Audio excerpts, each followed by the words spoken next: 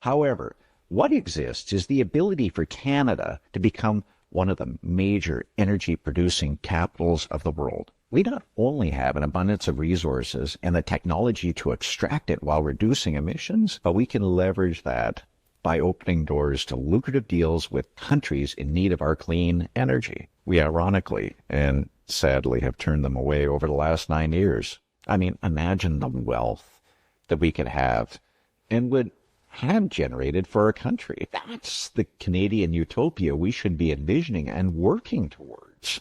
I mean, how about the Canadian healthcare system? I mean, we know the system is in turmoil and no amount of money can fix it. We need to look at other countries with far more successful care systems.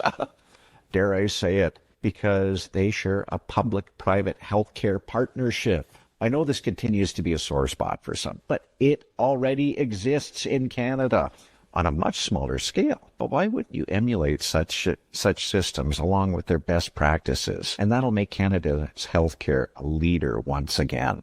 My favorite, proportional representation, and that remains a major sore spot. This country is lopsided in favor of the East. And some will try to deny it. Some will tell me to stop whining, but it has never been more obvious than in the last 9 years, or in the most recent example from Environment Minister Stephen Guilbeault, who has capped emissions. This is targeting Alberta and Saskatchewan, and it will have a significant impact on Canada's GDP to the tune of billions of dollars lost. Policies that work in the East honestly do not work in the West, right down to the appointed Senate, which is honestly devolved into satire. Over 90 countries use proportional representation to represent their populations better, and this has been promised before, but it's never been fulfilled. But it is long overdue.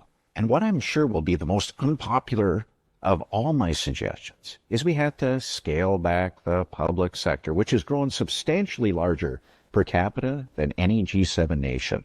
Take the Canadian Revenue Agency, which employs 59,000 people for a population of 40 million. I mean, by comparison, the IRS in the United States employs 83,000 people for a population 10 times our size. And most of all, for the amount employed, have we seen an improvement in government services? I'd say no. And currently, most Canadians would agree, particularly when it's been reported that overall 100,000 more have been added to our government payroll over the past 9 years.